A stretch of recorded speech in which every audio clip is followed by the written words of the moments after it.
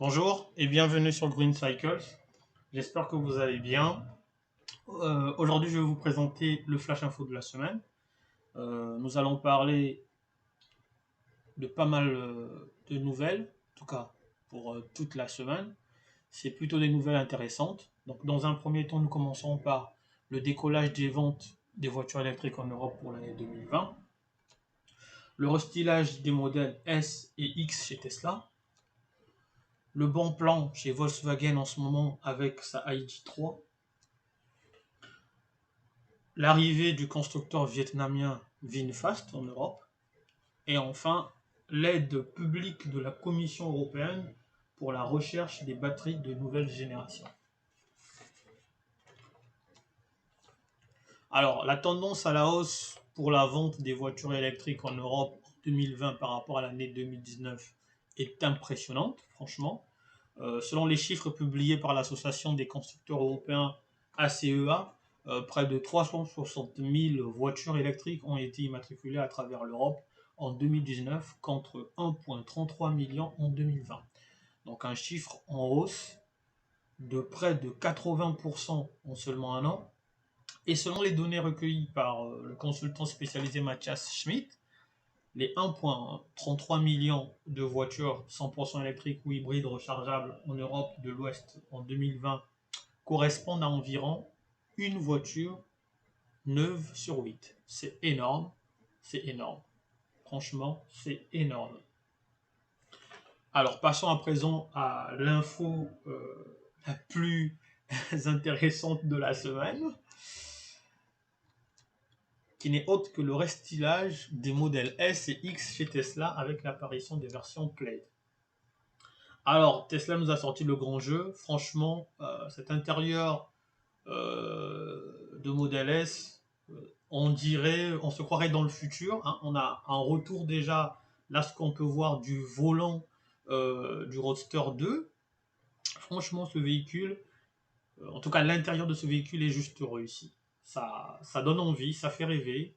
Avec cet écran dorénavant à l'horizontale plutôt qu'à la verticale. Et ce contour, en fait, là, on voit toute la bande blanche qui passe par le tableau, en dessous du tableau de bord et sur le contour des portières. C'est juste magnifique, franchement.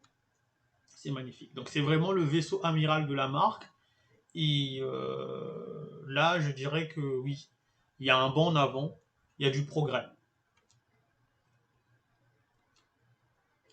Donc, les retouches, quand même, à l'extérieur, alors, elles sont minimes, mais on peut les remarquer. Par exemple, là, on a au niveau des entrées d'air, donc on voit très bien la ressemblance avec une modèle 3, ou même avec un modèle Y, mais également les feux de brouillard avant, qui sont également dorénavant les feux de brouillard des modèles 3 et Y, et là en l'occurrence dorénavant de la modèle S. Alors, la modèle 3 et le modèle Y sont plutôt épurés à l'intérieur, on manque d'écran, enfin on a un seul principalement. Là, dans la nouvelle modèle S, ça bat les records. Je veux dire, on est parti quand même pour nous offrir plusieurs écrans. Donc déjà, dans un premier temps, une dalle numérique de 12,3 pouces pour le conducteur, donc pour lui afficher la vitesse et toutes les autres informations nécessaires. Ensuite, l'écran principal de 17 pouces et derrière un écran de 8 pouces. Donc pour les enfants à l'arrière, ça peut être vraiment sympa, d'autant plus que les enfants peuvent jouer, peuvent regarder quelque chose pendant le déplacement, donc pendant qu'on conduit. Franchement, moi je trouve ça sympa, vraiment ça va distraire beaucoup d'enfants et ça rendra heureux beaucoup de familles. Franchement, moi en tout cas, je trouve ça vraiment réussi, c'est juste parfait. Alors, donc là, c'est une vue du toit en vitre, donc ce nouveau toit en vitre qui est juste parfait, à l'image du toit de la modèle Y. Donc là, c'est vraiment réussi. On voit très bien les places à l'arrière, c'est vraiment des places géniales. Franchement, on se croirait dans une limousine. Alors, côté motorisation, il y a quand même peu de changements puisque l'on retrouve les versions dual motor. Voilà, donc dorénavant, la version grande autonomie, c'est celle-là qui correspondra à la version dual motor. Et on a les versions Plaid et Plaid Plus, en tout cas pour la modèle S, qui sont des versions à 3 moteurs. Donc, alors, la grande autonomie, là, on va dire que elle a à peu près 663 km. La version Plaid 627 et la version Plaid Plus offre environ 835 km. Alors, il y a 1000 chevaux de puissance quand même, 320 km/h de pointe en vitesse. C'est énorme.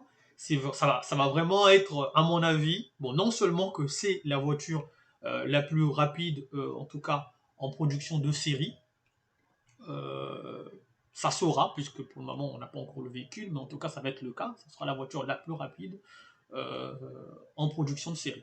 Parce qu'on a eu des bolides, des voitures de sport qui allaient à ces vitesses-là. Par contre, on n'a jamais eu une voiture produite de série que tout le monde peut s'acheter à un prix, bah, je dirais pas forcément euh, euh, hyper élevé par rapport aux voitures de sport qui coûtent plus d'un demi-million, voire plus. Franchement, là, voilà, on a une très belle voiture avec des performances de sportives dignes de ce nom, à l'équivalent des Lamborghini et des Bugatti. Ça, c'est la plage arrière. Donc, on a quand même deux sièges, mais vraiment, je dirais, royaux. On a la coudoir centrale qui est hautement et bien définie. Franchement, c'est juste très bien dessiné. C'est réussi, vraiment. Et plus cet écran de 8 pouces à l'arrière qui vraiment bah, apporte ce côté premium, hein, en supplément quand même à cette voiture. C'est vraiment une réussite parfaite. Franchement, bravo, bravo à Tesla pour ce design réussi. Alors au niveau des prix, donc la modèle S restylée en version grande autonomie avec 663 km d'autonomie est affichée à 89 990. La modèle S version Plaid, équivalent de 628 km d'autonomie, pour 1020 chevaux et qui abat le 0 à 100 en 2 secondes 1, est affichée à 119 990. Et enfin la modèle S Plaid Plus, qui est donné pour 840 km d'autonomie avec 1100 chevaux et qui abat le 0 à 100 en moins de 2 secondes 1, est affiché au tarif de 139 990. C'est énorme, j'avoue. Maintenant, est-ce que ça mérite ce prix?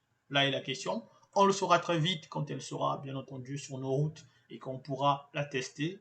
Mais franchement, pour le moment, on se réjouit déjà de la sortie de ce véhicule. Alors, ce nouveau volant, qui rappelle sans doute celui du Roadster 2, franchement, alors je ne sais pas ce que ça va donner. On a l'impression de conduire un vaisseau spatial ou un avion. Après, les deux molettes sur le volant, ben, ça nous rappelle un peu les molettes de la Model 3.